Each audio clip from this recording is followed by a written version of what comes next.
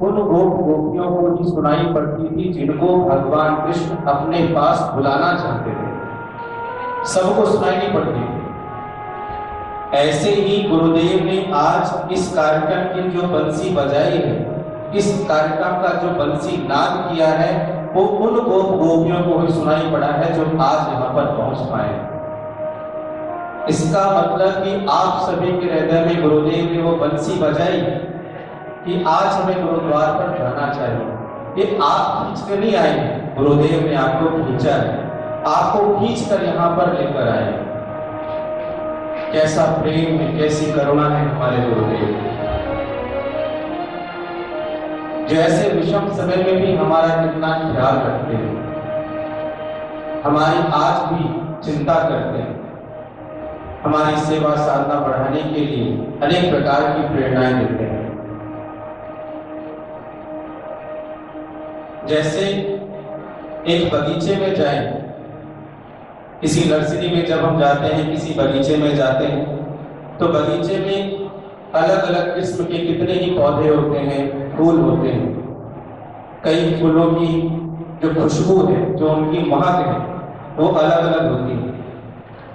ऐसे ही गुरुद्वार भी एक ऐसा बगीचा है कि जहां पर सेवा सत्संग रूपी पुष्प लगे, सेवा साधना रूपी पुष्प लगे, सहित शृंगार का पुष्प लगा है, और सबसे महत्वपूर्ण ऐसा पुष्प जो हमारी जीवन यात्रा को पूर्णता की ओर ले जाता है, वह ब्रह्म ज्ञान का पुष्प इस द्वार पर ही लगा हुआ है। जैसे बगीचे से बाहर निकलते साथ हम बगीचे की जो मधुमय सुवास है, अलग अलग पुष्पों की जो सुवास है, वो अपने साथ बाहर लेकर आते हैं। ऐसे ही जब गुरुद्वार पर साधक जाता है तो वो अपने साथ ब्रह्म ज्ञान की सुवास अपने साथ लेकर जाता है, गुरुदेव के ज्ञान की सुवास लेकर जाता है, संयम सदाचार की सुवास लेकर जाता है। और हम सब इतने धनभागी कि आज गुरुदेव ने हमें ऐसे योग्य समझा कि हमें अपने द्वार पर बुलाया है। हृदय पूर्वक एक बार सभी हृदय से अपने गुरुदेव को प्रणाम करें, दोनों हाथ जोड़कर।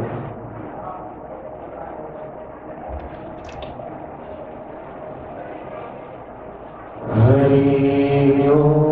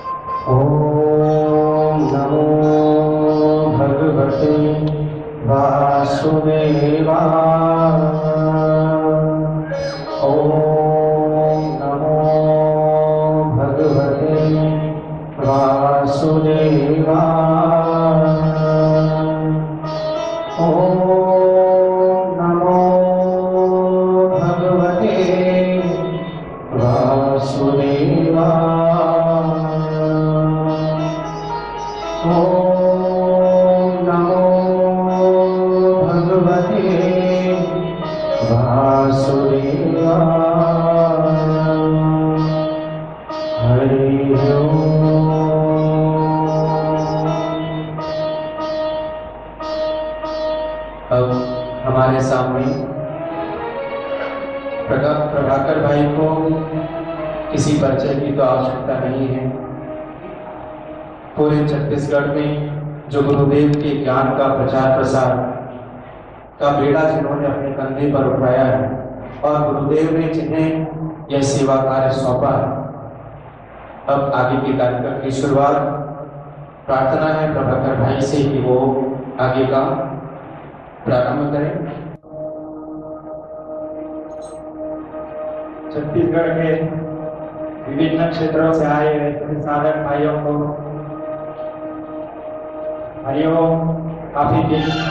काफी दिन बाद मिलना हो रहा है।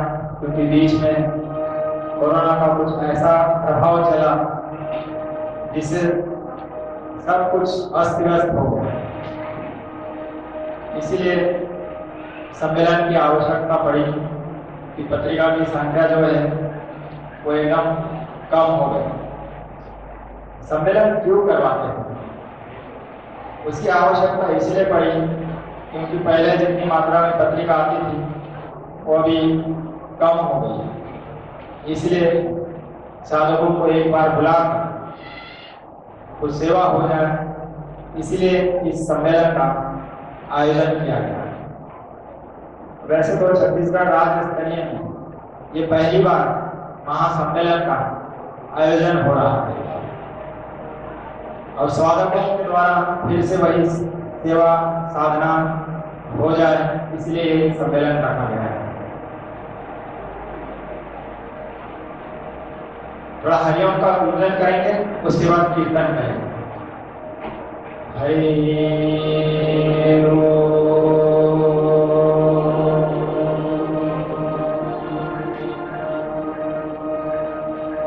आप लोग कहाँ से आए? थोड़ा हाथ ऊपर करेंगे। राजनांदगांव, महिलाओं राजनांदगांव, भिलाई, दुर्ग, धमतरी, बिलासपुर, रायपुर। चलो बढ़िया है, अपने क्षेत्रों से लोग आ रहे हैं। अभी भी कवर्धा, छत्तीसगढ़ का बॉर्डर कवर्धा। वो लगभग 1 लाख के करीब थी, अर्थात 1 लाख घरों पर ऋषि प्रसाद के माध्यम से गुरुदेव स्वयं पहुंच रहे थे। हम सभी ने सुना है ऋषि प्रसाद की महिमा, ऋषि प्रसाद की सेवा करने वालों की भी अपनी महिमा है। और पूज्य गुरुदेव के श्री वचन तो यहां तक कहा है कि ऋषि प्रसाद की सेवा करने वाले जो सेवक हैं उनको कुछ और चीज प्रसाद रूप में नहीं मिलती है। गुरुदेव के श्री वचन है कि उनको तो मेरा अनुभव ही प्रसाद रूप में मिलता है। गुरुदेव का जो अनुभव है, गुरुदेव ने जो पाया है, वो प्रसाद ऋषि प्रसाद की सेवा करने वालों को मिलता है। और हम सब कितने धनभागी हैं कि जो हमें ऐसी सेवा का अवसर प्राप्त हुआ। हमें गुरुदेव ने उस योग्य समझा कि हम गुरुदेव के इस दैवी कार्य में सहभागी हो रहे हैं।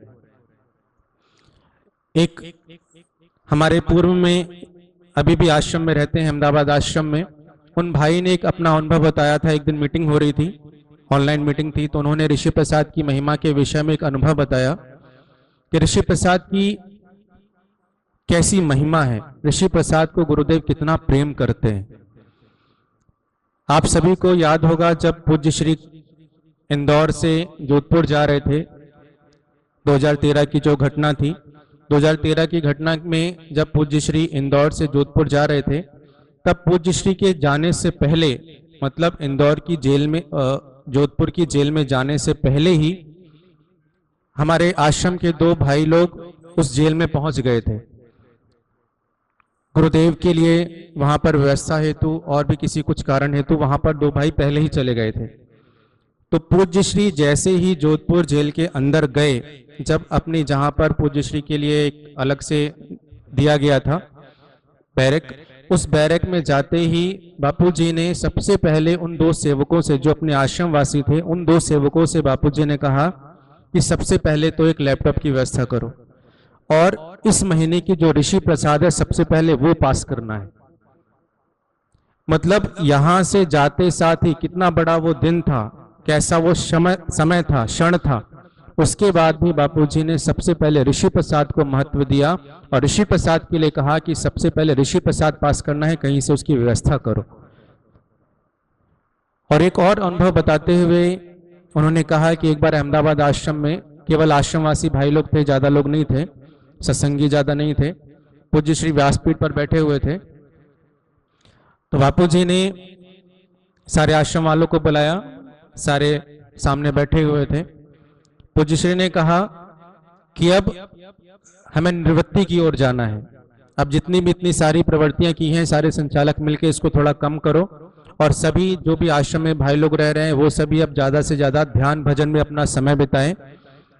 पूज्य श्री ने कहा कि आश्रम में और कोई प्रवृत्ति चले अथवा ना चले, केवल एक ऋषि प्रसाद की प्रवृत्ति चलती रहे और बाकी के समय में जो भी आश्रम वाले हैं वो अपना ध्यान भजन में समय बताएं। मतलब कितनी महिमा है गुरुदेव, कितनी गुरुदेव के हृदय में ऋषि प्रसाद के लिए कितना एक भाव है जो समाज के बीच में पहुंच रहा है। तभी तो ऋषि प्रसाद की सेवादारियों को पूज्य श्री ने धरती के देव कहा है। ये कोई दूसरा व्यक्ति या आश्रम का किसी भाई ने ये शब्द नहीं कहे हैं। पूज्य श्री ने जो भी ऋषि प्रसाद की सेवा करते हैं उनके लिए पूज्य बापू जी ने कहा है वो तो धरती के देवता हैं, देवता। तो आप सब धरती के देव इस आश्रम में पधारे हैं, आप सबके चरणों में प्रणाम है। साधक भाई बहनों को सादर हरिओम वंदन।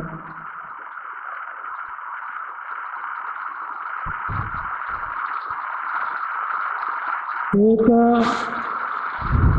गुरु भक्त की हृदय की उद्गार है, कागा सब तन खाइयो, मेरा नोच नोच खाइयो मांस, दो नैना मत खाइयो, मोहे गुरु दरस की आस। सभी साधकों को ये तड़प होगी कि बापूजी कब हमारे बीच में आए और पहले की तरह है हमको पुनः दर्शन सत्संग का सौभाग्य प्राप्त हो। तो एक गुरु भक्त कहता है कि हे कागा, अगर मैं मर जाऊं तो मेरे शरीर की मांस को नोच नोच के खाना, लेकिन मेरे दो इन आँखों को नहीं खाना, इसमें अभी भी गुरु दरस की आस है।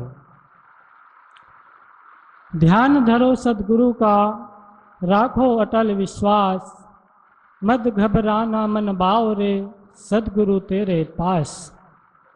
जिस दिन से हमने पूज्य सद्गुरुदेव से मंत्र दीक्षा ली है, उसी दिन से हमारे अंतःकरण में वह सतत विराजमान है।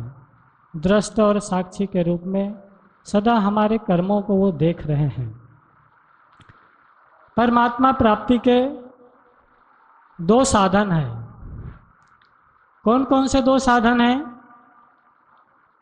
एक तो है साधना और दूसरी है सेवा। साधना भी कौन सी होनी चाहिए? गुरु प्रदत्त, और सेवा भी गुरु प्रदत्त ही होना चाहिए। गुरु भक्ति योग और गुरु गीता का रोज जो लोग पाठ करते होंगे उन लोगों को याद होगा कि गुरु गीता में एक श्लोक है, गुरुर्देवो गुरुर्धर्मो गुरु निष्ठा परम तपाः। गुरु ही देव है। देव कौन है? गुरु ही देव है। धर्म क्या है? जो गुरुदेव बतलाते हैं वह धर्म है। और निष्ठा मतलब तप। तप क्या है? गुरु में एक निष्ठ भक्ति, इसको शास्त्र में तप की संज्ञा दी गई है। तो हमारी जो भक्ति है, हमारी जो निष्ठा है, वो एक निष्ठ होना चाहिए। पूज्य गुरुदेव ने हम सभी साधक भाई बहनों को ऐसे चमत्कारिक मंत्र दिए हुए हैं जिसका बखान करना हमारे बस की बात नहीं है, लेकिन जितना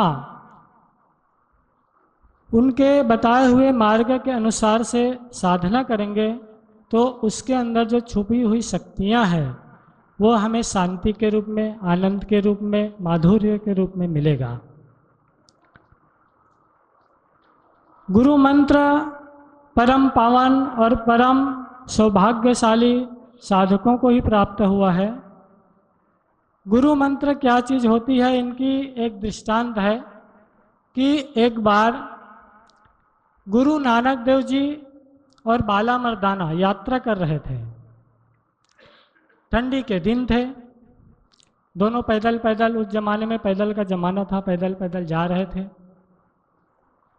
चलते चलते मर्दाना को जोर से भूख लगी।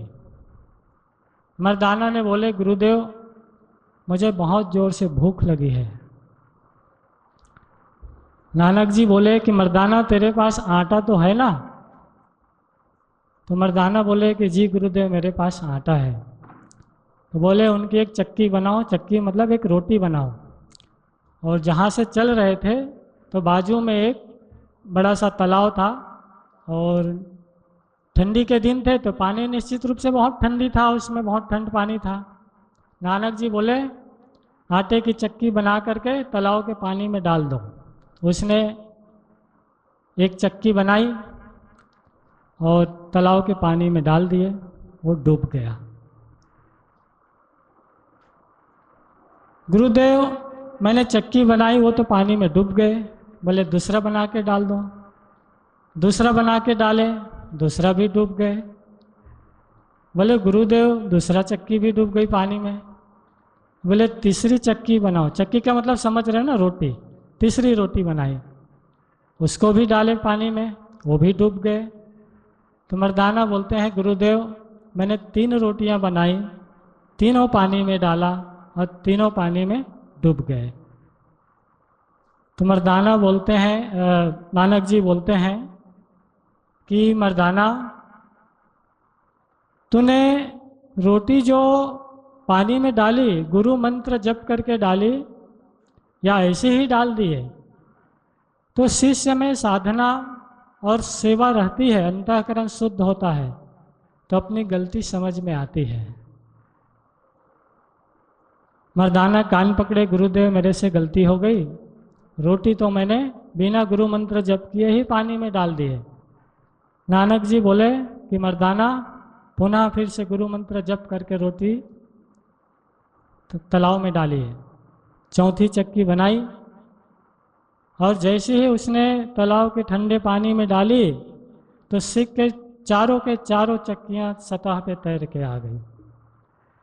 तो गुरु मंत्र जो भी साधक निष्ठा से जपते हैं, और आप ही नहीं, उसमें जितने भी दीक्षित हैं, चाहे वो आश्रम वाले भाई बहनें हो अथवा गृहस्थ साधक हो, सभी पर एक ही नियम लागू होता है कि जो भी काम काज करें तो गुरु मंत्र की जप करके और जो हमारे नियम है वो पूरा करके उनके बाद फिर आगे की कार्यवाही करना चाहिए, तो उससे सफलता मिलती है। एक बार की बात है, मैं गोधरा में था, 14 साल में गोधरा आश्रम में रहा गुजरात में। हेलीकॉप्टर का जो क्रैश हुआ था वो मेरे सामने हुए थे। मैंने पूरा देखा कैसे कैसे आए, कैसे वो सिटी के तरफ उसको क्रैश करना ही था, वो जगह ढूंढ रहे थे कहाँ पर इसको क्रैश किया जाए। और लास्ट में पूरी पब्लिक ऐसी बैठी हुई थी, उसके बीच में हेलीपैड बना हुआ था, तो बिल्डिंग से बिल्कुल ऐसे टकराते टकराते और जा करके सीधा उलटफेर हुआ। तो हमारे जो आश्रम से निकलने वाली ऋषि दर्शन वीडियो मैगजीन है, तो उसमें बापूजी के सत्संग कार्यक्रम का ऑडियो वीडियो डालने के लिए कैमरा वाले ने कैमरा लगा करके, जैसे भाई बैठे हैं ऐसे वो तैयारी में थे, और इतने में वो उनके सामने क्रैश हुए। नहीं तो उनको ये पता नहीं था कि क्रैश होने वाले हैं और मेरे कैमरे में वही घटना कैद हो जाए। तो ये भी गुरुदेव की एक अहौती कृपा थी कि विश्व का सबसे बड़ा एक प्रकार के एक चमत्कार, ऐसी घटनाएं घटी और वो कैमरा में कैद हो गए।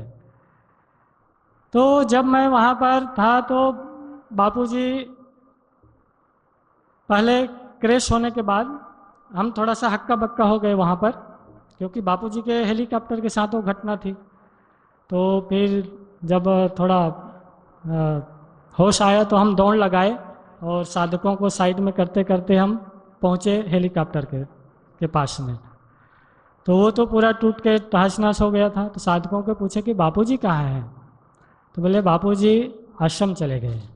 तो मैंने तुरंत आश्रम फ़ोन लगाया कि बापूजी कहाँ हैं। हमारी भी दिल की धड़कनें बढ़ गई थी। तो बोले बापूजी अभी कनेला तालाब घूमने गए हैं, वहाँ से लगभग आधा किलोमीटर दूरी पे एक कनेला तालाब है बड़ा सा, तो बापूजी वहाँ घूमने गए हैं बोले। तो हमको एकदम राहत मिली कि बापूजी देखो कैसे कि जहाज मर गए लेकिन उसमें बैठने वाले लगभग 3-4 साधक भी थे और बापूजी भी थे, किसी को कुछ भी नहीं हुआ। तो ऐसे महिमावान सदगुरुदेव के हम लोग साधक हैं और उनकी कृपा के रूप में हमको गुरु मंत्र का दान मिला हुआ है। तो हम सभी शिष्यों का कर्तव्य भी बनता है कि गुरुदेव के जो ज्ञान है उनको जन जन घर घर तक पहुंचाने की बेड़ा लें। जो सेवाधारी जो साधक भाई बहनें लगे हुए हैं इस सेवा में ऋषि प्रसाद के, उनको तो साधुवाद है, लेकिन जो अभी नहीं लगे हैं उनको भी आज के इस सम्मेलन से प्रेरणा लेकर के सेवा में अवश्य लगना चाहिए। सेवा अपने आप में पूर्ण है।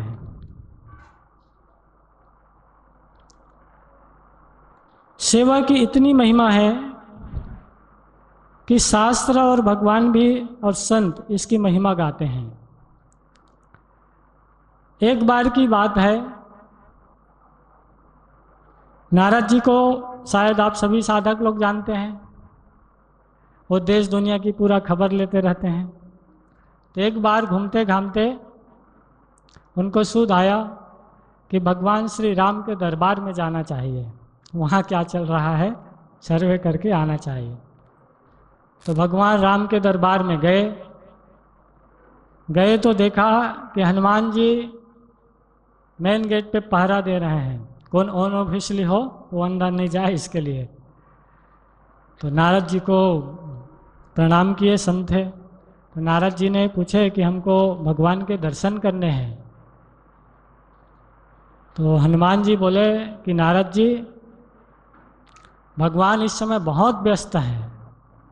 तो नारद जी को आश्चर्य हुआ कि भगवान बहुत व्यस्त हैं, ऐसा क्या कर रहे हैं जिसमें इतनी व्यस्तता है। तो हनुमान जी को पूछा बताओ तो सही कि आखिर प्रभु जी कर क्या रहे हैं। तो हनुमान जी बोले कि नारद जी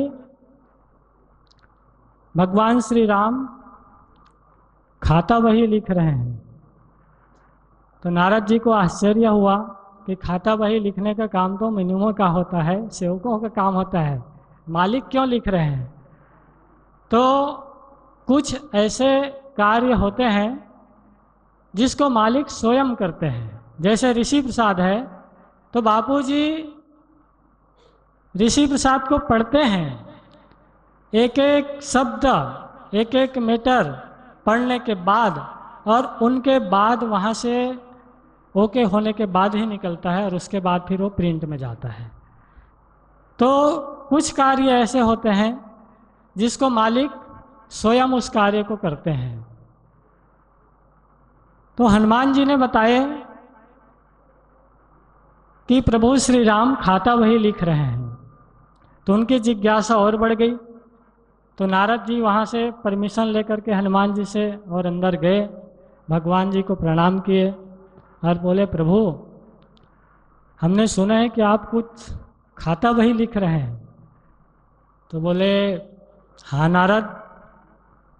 तो नारद जी बोले कि प्रभु मुझे वो खाता वही देखना है। तो राम भगवान थोड़ा सा सकुचाए, बोले कि नारद जी आपके देखने जैसे नहीं है खाता वही, ये सीक्रेट है। तो उसकी जिज्ञासा और बढ़ी, जितना जिस चीज़ को छुपाते हैं उतने उसमें जिज्ञासा बढ़ती है। तो आखिर भक्त के सामने भगवान को हार मानना ही पड़ता है। बहुत अन्वय उन्वय किए भगवान श्री राम से नारद जी, तो उनको अपना खाता वही दिखाए, उसमें बहुत सारे भक्तों की लंबी लिस्ट थी। तो नारद जी बोले कि भगवान इसमें तो बहुत सारे भक्तों के नाम हैं, और इसमें ऐसे कौन से भक्तों के नाम हैं जिसका नाम आप स्वयं लिख रहे हैं। तो भगवान श्री राम बोले कि नारद, इस खाता बही में उन भक्तों का नाम है जो रोज मेरा नाम का जप करते हैं। तो जो गुरुदेव के दी हुई मंत्र का जो भक्त रोज जप करते हैं, निश्चित रूप से बापूजी तक वो पहुंचती है। आप लोगों का भी अनुभव होगा, जो भी प्रश्न होता है सपने के माध्यम से, प्रेरणा के माध्यम से उनका उत्तर मिलता है। अब नारद जी ने देखा कि बहुत लंबी लिस्ट है, तो उसको जिज्ञासा होती है कि मैं भी तो भक्त हूँ, मेरा नाम कहाँ पर है, मुझे भी देखना चाहिए। उसने वो लिस्ट देखना चालू किए, देखा कि सबसे ऊपर नारद जी का नाम लिखा है। तो नारद जी को लगा वाह, मेरा नाम सबसे ऊपर है। तो उनको लगा कि भगवान मेरा भी नाम इसमें लिखा हुआ है। वहाँ से फिर देख करके खुशी खुशी से, हाँ मज़े की बात उसमें ये थी कि उसमें हनुमान जी का नाम कहीं पर भी नहीं था।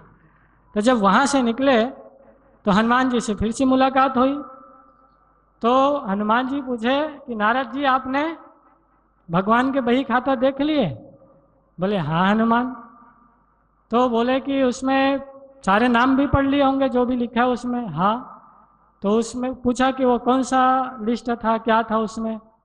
तो उसमें था, उस लंबी लिस्ट में ऐसा था कि जो भगवान का रोज नाम जपते हैं उन भक्तों का नाम उस लिस्ट में, उस खाता बही में भगवान राम लिखे हुए हैं। और मज़े की बात है कि सबसे पहले मेरा नाम लिखा है, तुम्हारा तो उसमें नाम ही नहीं है। बोले तो हनुमान जी बोले कि नारद जी, एक सीक्रेट खाता बही और है भगवान का, आपको बताया नहीं होगा। बोले तो नारद जी बोले कि पहले क्यों नहीं बताया, वो भी मैं देख लिया होता। बोले तो उसकी जिज्ञासा हुई कि इन लिस्टों में इतने सारे भक्तों का नाम था, तो दूसरे में क्या राज होगा। उसकी बेचैनी बढ़ गई, जाऊंगा तो पता नहीं दोबारा कब मिले नहीं मिले। तो बोले कि नहीं, आज ही पूरा जो भी रहस्य है देख लेता हूँ। तो फिर से गए भगवान के पास और भगवान को बोले कि भगवान प्रभु, हमने सुना है कि आप एक सीक्रेट दूसरा एक खाता बही और लिखते हैं। बोले हाँ नारद, लेकिन वो तुम्हारे दिखाने जैसा नहीं, उसको रहने दे। बोले तो वो तो फिर से भगवान के प्रति ज़्यादा अहोभाव से प्रार्थना किए कि नहीं भगवान, मुझे तो देखना ही है वो खाता बही। तो फिर से भगवान वहाँ हार गए और नारद जी को वो खाता बही दूसरा वाला दिखाए तो उसमें भी बहुत सारे उसमें नाम थे। तो नारद जी ने गौर से पढ़ा और ऊपर से नीचे तक पढ़ के देखा, इसमें बहुत सारे भक्तों के नाम है, लेकिन मेरा नाम कहीं पर भी नहीं है। तो उसको आश्चर्य हुआ और भगवान से पूछे कि भगवान, ये कौन से भक्तों का नाम है जिसमें आपने बिल्कुल सीक्रेट रखा है, और मैं भी आपका भक्त हूँ, मैं भी आपका नाम जप करता हूँ, और मेरा नाम तो इसमें कहीं पर भी नहीं है। तो भगवान राम बोले कि रहने दे नारद जी, ये बताने जैसा नहीं है, ये बहुत सीक्रेट है। बोले तो नहीं भगवान, आपको तो बताना ही पड़ेगा। तो भगवान राम बोले कि नारद, इस खाता बही में उन भक्तों का नाम है जिसका नाम मैं रोज जपता हूँ, जिसका नाम मैं रोज जपता हूँ, उन भक्तों का नाम है।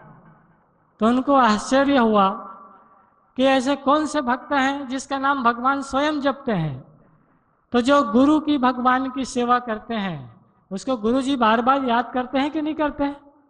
करते हैं ना। हनुमान जी ये लाओ, हनुमान जी जरा सीता जी का ढूंढ के लाओ, कहाँ पर है पता करके आओ, हनुमान जी जरा ये करके आओ, जरा संजीवनी ले करके आओ। तो हनुमान जी का नाम भगवान राम जपते थे कि नहीं जपते थे? ऐसे ही जो गुरु की सेवा करते हैं उसको बापूजी भी नाम जपते हैं, उनको याद करते हैं।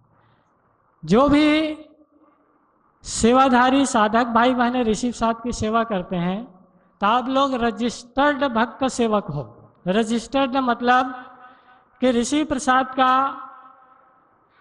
जैसे अंक नंबर उनका फाइनल होता है, जैसे अभी इस महीने का 346 नंबर है, उसका डेटा जैसे पूरा हुआ तो जितने भी सेवाधारी भाई बहने हैं मास्टर फाइल उसका तैयार हो जाता है।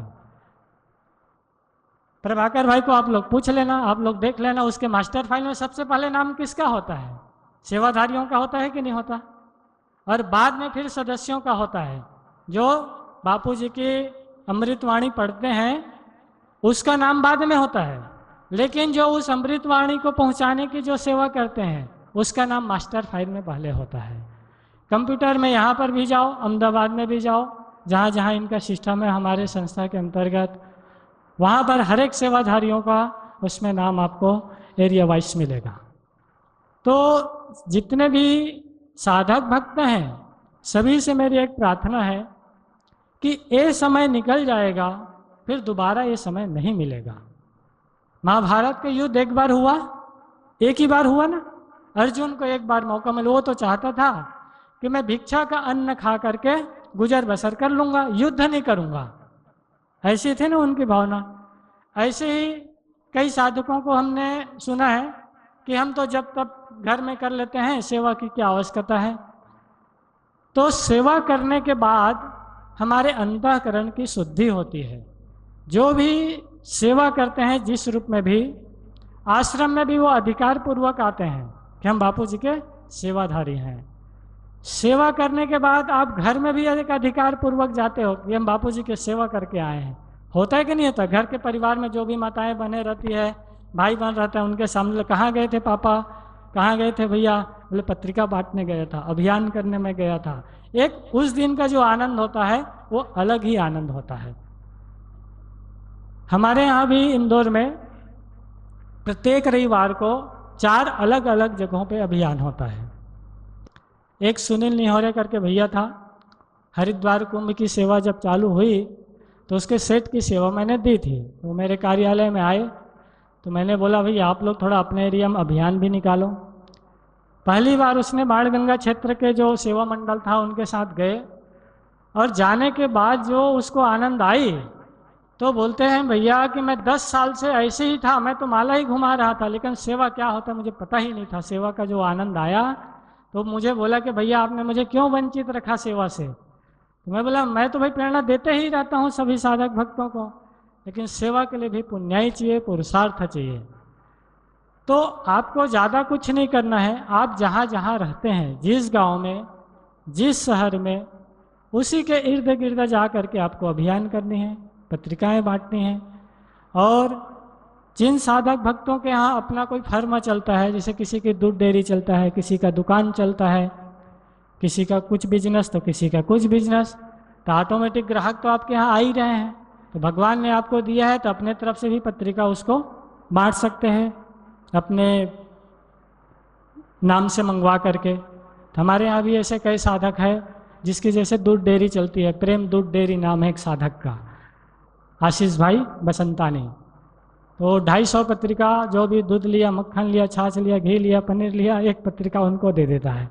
तो दुकान में रहते रहते भी गुरु की सेवा और भक्ति, और साथ में रविवार के दिन अभियान में भी जाते हैं और बाकी के दिन दुकान चलाते हैं, तो वहाँ पर भी इस प्रकार की सेवाएं देते हैं। तो यहाँ का भी सेवा जो पहले भी काफ़ी बहुत ऊंचे लेवल पे था, 90,000 के आसपास पत्रिकाएं थी। बहुत सारे ऐसे कारण हुए जिस कारण से वो धीरे धीरे करके डाउन हुए। और सबसे बड़ी बात तो यह है कि आप लोगों के सपोर्टिंग में प्रभाकर भाई एक चट्टान की तरह खड़े हैं, तो आप लोगों को बस उनको सहयोग करना है।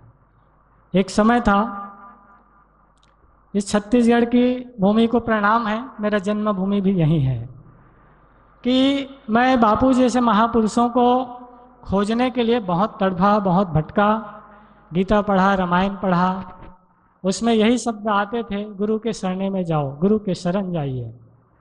अब गुरु के शरण जाइए गीता जी पढ़ते हैं तो उसमें भी आता है कि महापुरुष के शरण में जाइए, उनकी सेवा कीजिए। सेवा करने के बाद आपको वो तत्व का बोध देंगे। लेकिन उस समय ऐसा आता था मन में कि भगवान आप तो चले गए, अब कौन है? तो मुझे एक ऋषि प्रसाद मिला। वो ऋषि प्रसाद पढ़ने के बाद मेरे जीवन में परिवर्तन आया, और उसको पढ़ने के बाद मुझे लगा कि जीवन अब कुछ गति पकड़ रही है। पढ़ने के बाद दीक्षा लेने की इच्छा हुई। 2001 में हम अहमदाबाद गुरु पूर्णिमा में गए, 7 दिन तक वहाँ रहे, और बापूजी ने जब दीक्षा दिए तो जो अनुभूति हुई वो बहुत अलौकिक था। उनके बाद लगभग 2-3 महीने हम घर पे रहे। उनके बाद बापूजी की कृपा थी, उसने बुला लिए आश्रम में। तब से मुझे ऋषि प्रसाद की सेवा का सौभाग्य मिला। और ऐसा सौभाग्य मिला कि जब हेलीकॉप्टर क्रैश हुए हमारे सामने, तो अब बापूजी 2 जगह सत्संग करते थे, एक तो साइंस कॉलेज के मैदान में गोधरा के, और दूसरा आश्रम में। तो बापूजी आश्रम में, गोधरा आश्रम में जब सत्संग करके नीचे उतरे तो नज़दीक से दर्शन करने की इच्छा हुई। तो हम ऐसे खड़े थे, गोविंद भाई सिक्योरिटी वालों को आप लोग जानते होंगे, तो वो बोले यहाँ आप लोग खड़ा नहीं हो सकते। तो बोले क्यों? बोले नहीं यहाँ खड़ा नहीं होना। हमने बोला हम बापूजी के दर्शन नज़दीक से करेंगे, कुछ मांगेंगे नहीं, कुछ बोलेंगे नहीं, सिर्फ नज़दीक से दर्शन करना है। तो बोले कोई बात नहीं, यहाँ खड़े हो जाओ। तो बाकी जो आश्रम के भाई लोग थे उनको भी हमने बुलाया और लाइन से खड़ा कर दिए। बापूजी टार्च लेकर के आए, आते आते पूरे चेहरे पे टार्च मारे, पूरा देखा, उनके बाद पूछा कि क्या करता है। मैंने बोला बापूजी ऋषि प्रसाद की सेवा करता हूँ। बोला अच्छा। तो मेंबरशिप वगैरह के बारे में पूछे। जिस समय मुझे वहाँ की सेवा मिली थी, लगभग मुझे जहाँ तक याद है सिर्फ 15 सदस्य थे, सिर्फ 15। ना मुझे कुछ बोलने आता था, ना मुझे कुछ रसीद काटने आता, कुछ भी नहीं। ये ऑफिस है, ये सेवा है तुम्हारी, ऐसी सेवाएं मिली थी। तो बापूजी बोले तिल का जो हार आपने देखा होगा कभी बापूजी के हाथों में, जो आप भक्त लोग बापूजी को चढ़ा देते हैं, तो बापूजी ऐसे घुमाते घुमाते आ रहे थे तिल का हार। तो बातचीत किए, उसके बाद पूछे कि क्या करता है। मैंने बताया बाबूजी ऋषि प्रसाद की सेवा है। तो बाबूजी बोले ये प्रसाद तू रख, तू भी खाना, तेरे सेवाधारी को भी देना, जा तेरा मेंबरशिप और बढ़ेगा। तो गुरुदेव हर जगह पे ऋषि प्रसाद की सेवा को इतना महत्व क्यों देते हैं कि यह ऋषि प्रसाद ही एक ऐसा चीज है जिसमें जिस घर में भी जाता है भक्ति का, ज्ञान का, और अपने हिंदू संस्कृति के जितने भी महापुरुष हो गए उनकी जीवन लीलाएं, वो सारी चीज़ें इसके अंदर आता है। जिस घर में भी ऋषि प्रसाद गई वहाँ भक्ति का दान वो करता है। तो बापूजी इस सेवा को बहुत महत्व देते हैं। हम आप सभी साधक सेवाधारी भी किसी न किसी रूप में इससे जुड़े हुए हैं। तो आप सभी साधक भक्तों से मेरा प्रार्थना है कि जिन लोग इस सेवा से नहीं जुड़े हैं, इस सेवा से आज ही आप लोग संकल्प लेकर के जाइए कि हम अपने गांव के आसपास के क्षेत्रों में प्रचार अवश्य करेंगे। इसमें एक अच्छे से शब्द है कि खोद खाद धरती सहे, काट कूट वन राय, कटु वचन साधु सहे, औरों से सहा न जाए। जो ऋषि प्रसाद की सेवा करते हैं उनको कटु वचन सहन करने पड़ते हैं। सेवक और सुख की इच्छा संभव है कभी? सेवक सुख की इच्छा रखे तो सेवक धर्म से वो भ्रष्ट हो जाएगा। उदाहरण के तौर पे राम जी के साथ में लक्ष्मण भैया गए थे।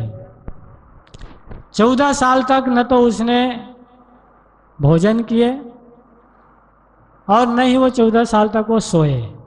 आप लोग भी जानते हैं, रामचरितमानस पढ़ते होंगे। तो जो सेवक के भाग्य में सुख और सम्मान नहीं मिलता, और वो जो सुख और सम्मान मिलता है वो तो देवी देवता भी नहीं दे सकते। जो सेवा करते हैं उन लोगों को पता होगा।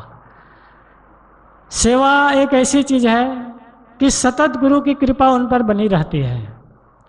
एक बार की बात है, हम लोग अभियान में जा रहे थे राधानगर इंदौर में। तो उनका सेवाधारी का घर तो देखे नहीं थे, साथ में मैं भी जाता हूँ।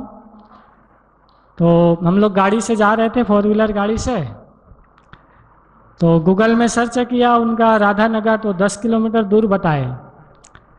तो हमारी गाड़ी एकाएक मंदिर आया सामने, तो वहीं से ऐसे मुड़ गया। तो हमको लगा कि ये इधर क्यों मुड़ा। अब मुड़ गए तो जाने थे जहाँ जाता है वहाँ।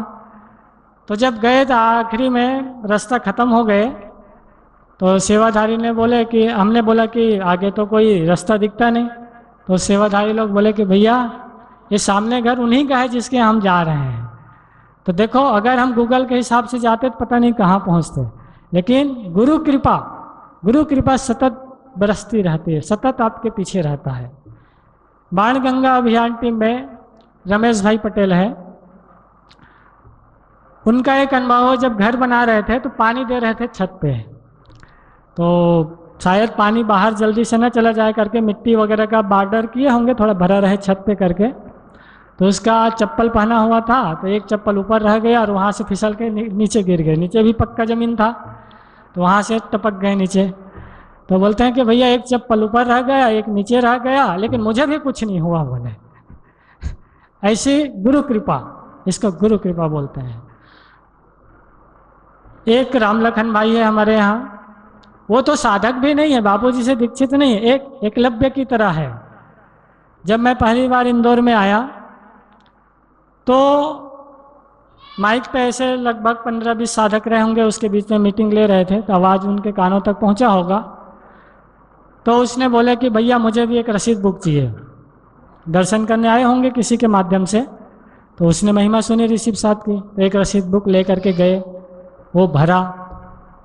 दूसरे के यहाँ वो नौकरी करता था, कपड़े का जो भी बिजनेस था उसमें लगभग 5-10 हज़ार उसको सैलरी मिलता रहा होगा। आज उसके यहाँ 45 लोग काम करते हैं, ये 6 साल के अंतर्गत।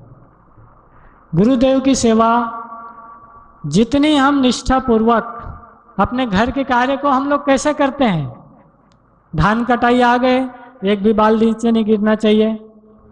धान मिंजाई करते हैं तो कहीं ऐसे ही नहीं चला जाना चाहिए, उसके साथ समय पर निंदाई गिराई हर चीज़ काम करते हैं। तो जैसी प्रीति कुटुंब से तैसी गुरु से होए, जैसे हम अपने घर से प्रेम करते हैं, ऐसे ही गुरुदेव के आश्रम, गुरुदेव के दैवी कार्य, इनसे हमारी प्रीति लगी रहना चाहिए। आप लोगों के 2 आश्रम हैं, एक आप लोगों का घर और दूसरा गुरुदेव का आश्रम। आप लोगों के 2 कार्य है, एक अपना घर का काम और दूसरा गुरुदेव के प्रचार उनके दैवी कार्य का प्रचार प्रसार का कार्य। तो आप लोग बहुत सौभाग्यशाली हैं। पूरा इतिहास में उठा करके देख लीजिए कि कोई भी संत महापुरुष हुए हैं और उनके दैवी कार्य अगर किसी ने साधे हैं तो गृहस्थ साधकों ने साधे हैं। जो ऋषि मुनि होते हैं, ब्रह्मचारी होते हैं, वो तो उनको मार्गदर्शन करते हैं, लेकिन उनके कार्य का संपादन गृहस्थ लोगों को उनके सौभाग्य प्राप्त हुए हैं।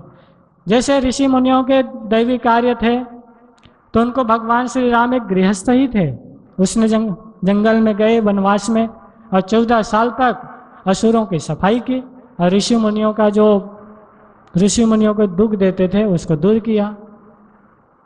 तो गुरुदेव ने हम लोगों को साधक नाम रखा है, तो उसकी सार्थकता को हमको बनाए रखना है। तो यहाँ पर जो आपके छत्तीसगढ़ में, हमारे छत्तीसगढ़ में एक समय था 90,000 पत्रिका थी, तो उसको फिर से उस लेवल तक पहुँचाने की जिम्मेदारी हम सबका है कि नहीं है? है ना? तो सभी की इसमें भागीदारी भी होनी चाहिए। जिस रूप में आपकी भागीदारी है, आप तो सेवा कीजिए, साथ में 2-5 और भी साधक है, आपके रिश्तेदार है, आपके मित्र है, आपके संबंधी है, जो भी, तो उनको भी प्रेरित कीजिए कि मैं भी इतनी सेवा करता हूँ, तो आप लोग भी इस सेवा में अपना कुछ न कुछ लगाइए। तो कर्तव्य समझ के हम सेवा में लगेंगे। आनंद और शांति मांगने की चीज़ नहीं है। बहुत साधना करने से भी भगवान मिल जाए ऐसी बात नहीं है, वो गुरु कृपा से ही मिलती है। बापूजी भी तो शुरू में भगवान शंकर को ही मानते थे ना। जब लीलाशाह बापूजी के पास गए तो उस समय भी बापूजी शिवलिंग साथ में लेके ही गए थे और लीलाशाह बापूजी ने उसको परीक्षा के लिए थोड़ा सा छुपा दिए थे। देखो इसके भगवान की चोरी हो गई, ऐसे भगवान रखें जिसकी चोरी हो जाती है। तो बापूजी को भी भगवान की प्राप्ति हुई तो गुरु कृपा से ही हुई है, गुरु की सेवा करते करते ही हुई है। इसलिए महापुरुषों की वाणी को जन जन तक पहुंचाने का जो दैवी कार्य है, ऋषि प्रसाद के कार्य को और दूर दूर तक पहुंचाने का जो जिम्मेदारी है, हम सभी साधक भक्तों का है। तो इसलिए आप लोग अपनी जिम्मेदारी समझिए और जिम्मेदारी समझ के इस कार्य को कीजिए। आज मुझे आश्रम में रहते इतने समय हुए गुरु कृपा से, लेकिन कभी भी मेरे मन में ये नहीं आया कि मैं बापूजी से प्रत्यक्ष जा कर के बात करूं। आज तक मैंने न तो किसी आश्रम वाले भाई को बोला, न हमारे विभाग के किसी संचालक वगैरह को बोला कि बापूजी से मेरी बात करवा दो। अगर आपकी सेवा में ईमानदारी है तो आपकी जो भी प्रश्न है, आप जहाँ हो वहीं पर आपको उत्तर मिलेगा। गुरु हाज हजूर है आपके अंतःकरण में, आपके इर्द गिर्द, जहाँ जाते हो वहीं पर है।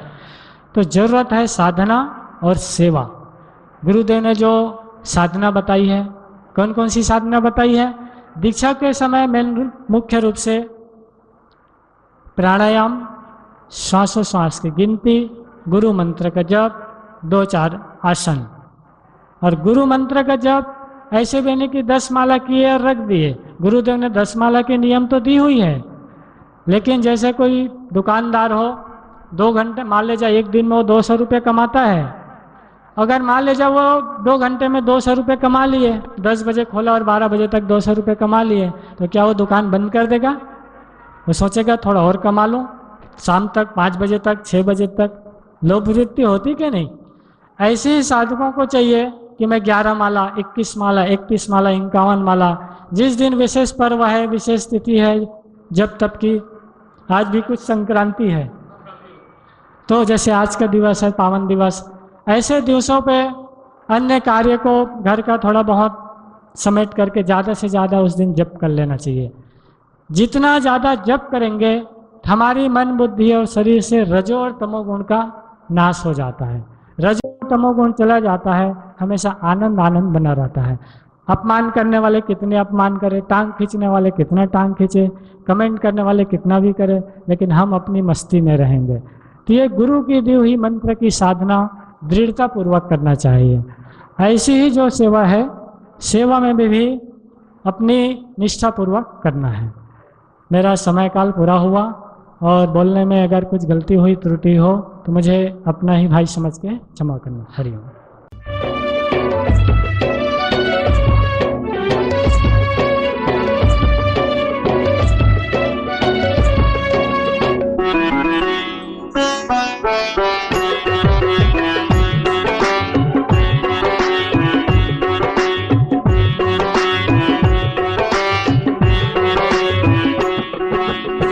प्रसाद को विश्व के जन जन तक पहुंचा दो, बापू के इस दिव्य ज्ञान की गंगा बहा दो। ऋषि प्रसाद को विश्व के जन जन तक पहुंचा दो, बापू के इस दिव्य ज्ञान की गंगा बहा दो। गंगा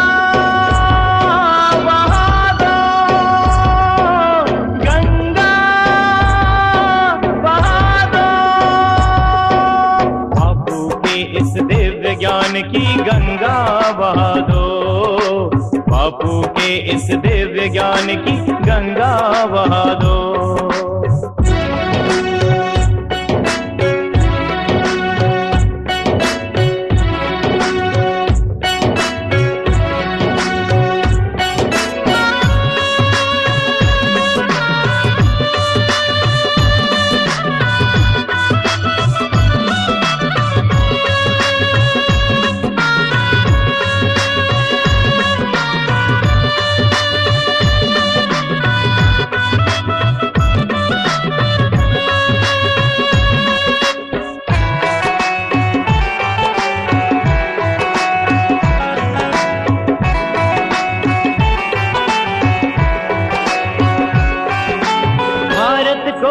विश्व गुरु बनाना है, बापू का है सपना, ये बापू का है सपना। भारत को विश्व गुरु बनाना है, बापू का है सपना, ये बापू का है सपना। कलयुग के इस विकट काल में मिलकर साथ चलना है, मिलकर साथ चलना है। इस देवी कार्य में जुटकर अपना काम बना लो, इस देवी कार्य में जुटकर अपना काम बना लो। बापू के इस दिव्य ज्ञान की गंगा बहा दो, गंगा बहा दो, गंगा बहा दो।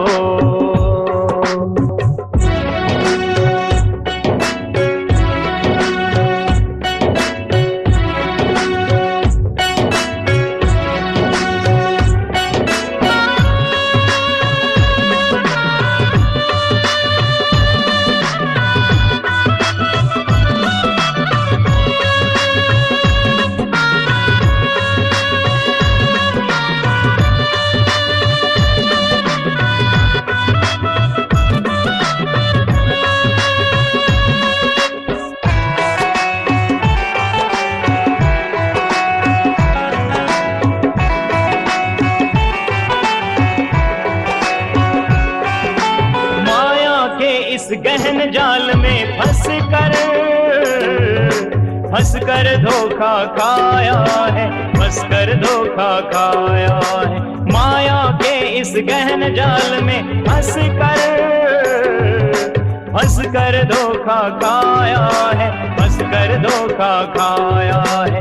गुरु के द्वार में जो कोई भी आया है, उसने सब कुछ पाया है, उसने सब कुछ पाया है। ब्रह्म ज्ञान के चरणों में भक्ति को बढ़ा लो, ब्रह्म ज्ञान के चरणों में भक्ति को बढ़ा लो। बापू के इस दिव्य ज्ञान की गंगा बहा दो, गंगा बहा दो, गंगा बहा दो। ऋषि प्रसाद को विश्व के जन जन तक पहुंचा दो, बापू के इस दिव्य ज्ञान की गंगा बहा दो, गंगा बहा दो, गंगा बहा दो। बापू के इस दिव्य ज्ञान की गंगा बहा दो, गंगा बहा दो,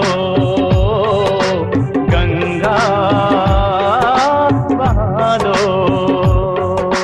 ऋषि प्रसाद को विश्व के जन जन तक पहुंचा दो, बापू के इस दिव्य ज्ञान की गंगा बहा दो।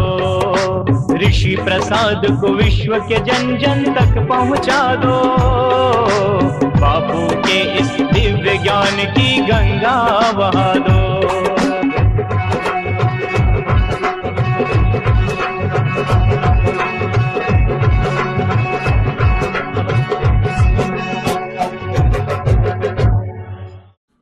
नहीं होने वाले या नहीं समझने वाले पहुंच भी नहीं पाते। अब आप जब यहाँ आ ही चुके हैं तो हम आपसे एक प्रार्थना रखना चाहते हैं, आपसे हाथ जोड़कर निवेदन करना चाहते हैं, क्योंकि आपने स्वीकार किया है कि गुरुजी से दीक्षा लेने के बाद आपके जीवन में परिवर्तन हुआ है, फायदा हुआ है। गुरुजी का समय तो हमने बहुत लिया ना।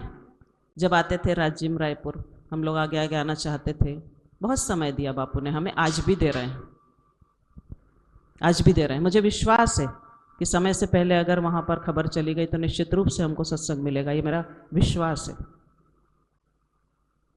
क्योंकि 4 दिन पहले गुरुजी ने मुझे बोला था, ठीक है, मैंने प्रार्थना रखी थी, इसलिए मुझे विश्वास है अगर समय पर खबर पहुँच गई तो। आज भी वो हमें समय दे रहे हैं, हम क्या दे रहे हैं? आप कुछ बोलेंगे, हम तो करते हैं, अभियान जाते हैं, निकलते हैं, हम तो जा रहे हैं, रसीद काट रहे हैं। क्या ईमानदारी से हमारे कार्य हो रहा है? अंदर में अपन सब झांके, मैं भी झांकती हूँ अपने अंदर में, क्या मैं भी ईमानदारी से सेवा कर रही हूँ? अगर मैं कर रही थी तो आज 90,000 से 35,000 कैसे हो गई? कोई बोलेगा, यहाँ पे बैठे हैं ऐसे भाई जो बोले हम बाल संस्कार में भी हैं, हम युवा संघ में भी हैं, महिला में बहनें, हम महिला मंडल में भी है, मानते हैं, सब में हैं हम। लेकिन आज की परिस्थिति में कितना आवश्यक है ऋषि प्रसाद को घर घर पहुंचाना। साधक तो साधक निगुरे भी इसको पढ़े। बीमा एजेंट होते हैं, कोई होंगे भी यहाँ, बीमा एजेंट क्या करते हैं? हमारा बीमा करवाते हैं, उससे उनको कुछ कमीशन मिलता है। फिर साल भर वो हमको याद नहीं करते, फिर कब आते हैं? अगले साल। पहले से खबर आने लगती है, आपका बीमा की तारीख पूरी होने वाली है, पूरी होने वाली है, पूरी होने वाली। फिर हम उनको फिर से हम बीमा करवाते हैं जल्दी से, अरे करवा लो, फायदा होगा। आज मैं आपके चरणों में एक प्रार्थना रखना चाहती हूँ। जिस तरह से बीमा एजेंट अपना कार्य ईमानदारी से करता है, हम भी बीमा एजेंट बन जाएं। अब किस तरह से बने? आपको अगर बात समझ न आए तो एक बार पूछ लें, क्योंकि अर्जी मेरी है, मर्जी तो आपकी होगी ना। बीमा एजेंट हम कैसे बन जाएं कि हम एक रसीद बुक भरें, चाहे आप स्वयं भरवाएं, चाहे आप अभियान से भरवाएं, एक रसीद बुक मिनिमम, ज़्यादा जितनी आप कर सकते हैं बहुत साधुवाद है, अगर 2 4 5 आप करते हैं। एक उपाय है, एक मशवरा हम कर रहे हैं भाई बहनों के बीच में कि हम एक रसीद बुक भर दें, ठीक है। 25 सदस्यों की एक रसीद बुक होती है। उसको भरने के बाद अगले साल जब उनका नवीनीकरण होना है वो लिस्ट हमारे पास रहे, अगले साल फिर हम उनका नवीनीकरण करें। क्या होगा उससे? वो संख्या जो हमारी जिस स्तर पर पहुंचेगी, जैसे 90,000 पहुंची थी, वो कभी भी डाउन नहीं होगी। हम सब बीमा करवाते हैं ना, आप लोग सब बीमा करवाते हैं, घर में थे तो हमारा भी बीमा होता था, तो वो रेगुलर बीमा हमारा चलता था। ऐसे रेगुलर हमारी पत्रिका चले, क्या होगा उससे? पहली चीज तो कि हमें संतोष होगा, चाहे हम और कोई सेवा में भागीदार नहीं हो पा रहे हैं, लेकिन हमें संतोष होगा कि हमारी सेवा चल रही है, क्योंकि वो 25 50 100 लोग हमारे सहयोग से गुरु जी का सत्संग पढ़ रहे हैं, सुन रहे हैं, लोगों को सुना रहे हैं, अन्य चीज़ें भी उसमें मिलती, वो भी उनको मिल रही है। इतना तो संतोष हमको हो। ऋषि प्रसाद के सेवाधारी अभियान करने निकलते हैं, ये मुझे पता है, हम भी जाते थे, प्रभाकर भाई हमारे घर में आते थे और हम लोग खूब अभियान किए ऋषि प्रसाद का, जाते थे कहीं कहीं, अभी भी आप लोग करते होंगे। आज का जो समय चल रहा है, कोरोना के कारण जो डाउन हुआ, उसके बाद पहले तो 8 साल से जो हमारी संस्था पर जो भी चल रहा है आप सब जानते हैं, अभी 2-3 महीने से कुछ और भी चालू हो गया, वो भी आपसे छुपा नहीं है। अब हमारी ऋषि प्रसाद को कोई कोई द्वेष प्रसाद भी बोल दे रहे हैं, आपसे छुपा नहीं है। क्या आपको अच्छा लगता है ऐसा सुनना? बोलिए। ये भाई ने बताया, शुरू में मैं सुन रही थी कि जब गुरुजी जोधपुर गए तो गुरुजी ने जाते ही क्या कहा कि लैपटॉप की व्यवस्था करो। क्यों? ऋषि प्रसाद पास करना है। कितना गुरुजी ऋषि प्रसाद का ध्यान देते हैं। हमें क्या करना चाहिए? मैं सिर्फ बोलना नहीं चाह रही हूँ, आपसे सुनना भी चाह रही हूँ। हमें क्या करना चाहिए?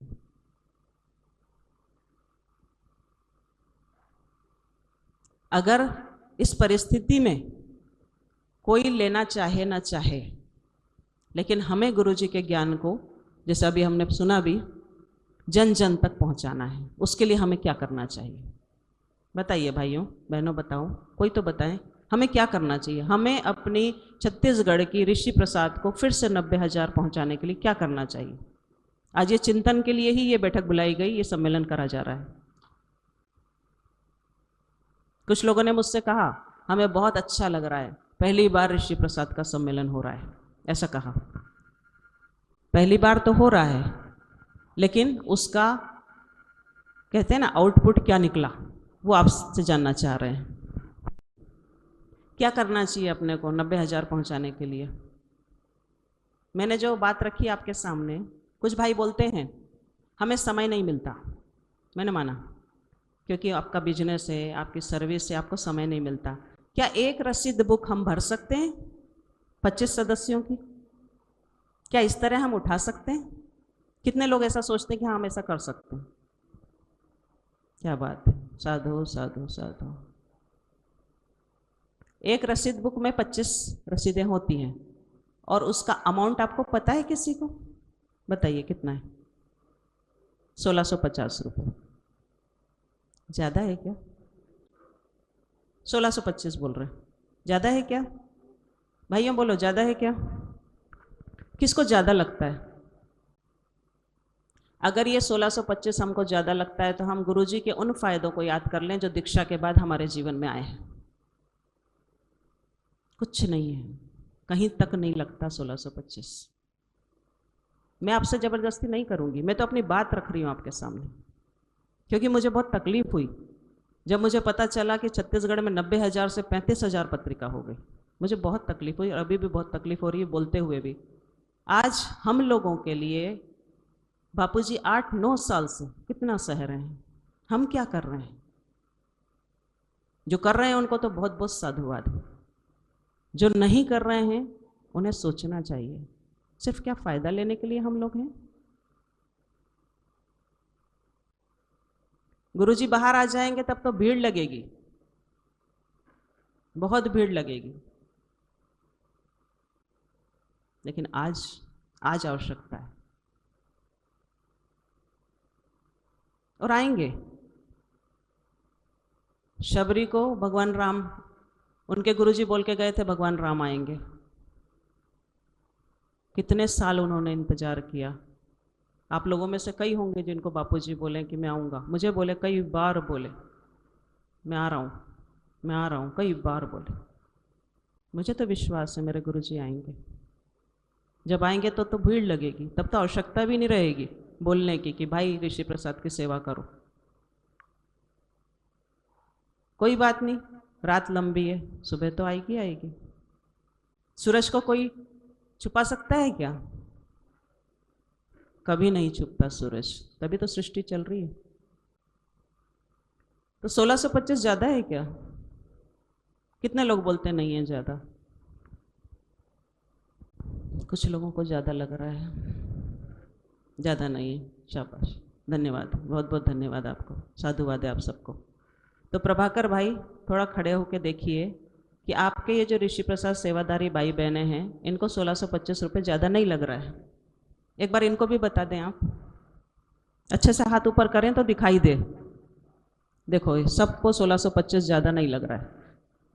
हमारे बाहर के आए हुए भाई लोग भी देख रहे हैं ना भैया, अपन बात किए थे ना इस बारे में। इनको 1625 ज़्यादा नहीं लग रहा है। ये बापू के बच्चे हैं, बापू के प्यारे हैं ये, और इन्हीं के बाद, इन्हीं के द्वारा हमारे छत्तीसगढ़ का फिर से 90,000 पहुँचेगा।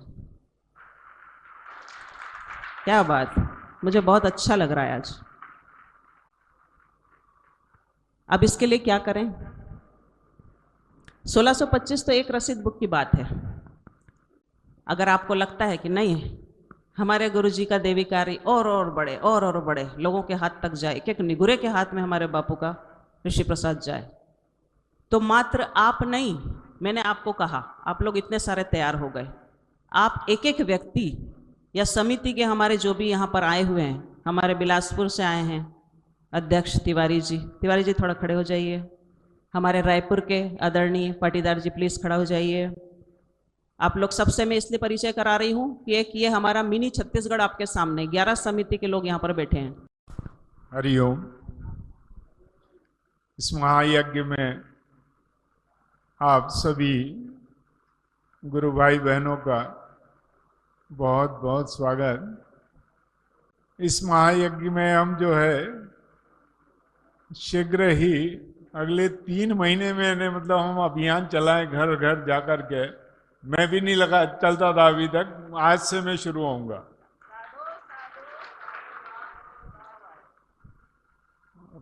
लगभग 3 महीने में मतलब हम उस स्टेज में पहुंच सकते हैं जिस स्टेज में हम थे। गुरुजी का आशीर्वाद हमारे साथ है और निश्चित ही हम उस लक्ष्य को जल्दी ही प्राप्त करेंगे। हरिओम। हमारे सभी छत्तीसगढ़ समिति के संबंधित अध्यक्ष पदाधिकारी गण हैं और आज ये ऋषि प्रसाद पत्रिका को जन जन तक पहुंचाने के लिए यहाँ केवल एक साधक अकेला नहीं है, यहाँ पूरा का पूरा छत्तीसगढ़ और बापूजी से मंत्र दीक्षित साधक सब हम मिल कर के 1 लाख, दीदी ने तो 90,000 का बोला है कि कम से कम हम नीचे नहीं आए। जब गुरुजी गए थे उस स्थिति के अंदर रहे, तो इन्होंने तो बोला है कि भाई हम 1,25,000 तक भी बढ़ाएंगे। तो अभी अपने तिवारी जी समिति के। सद्गुरुदेव भगवान की जय। संकल्प करने से पहले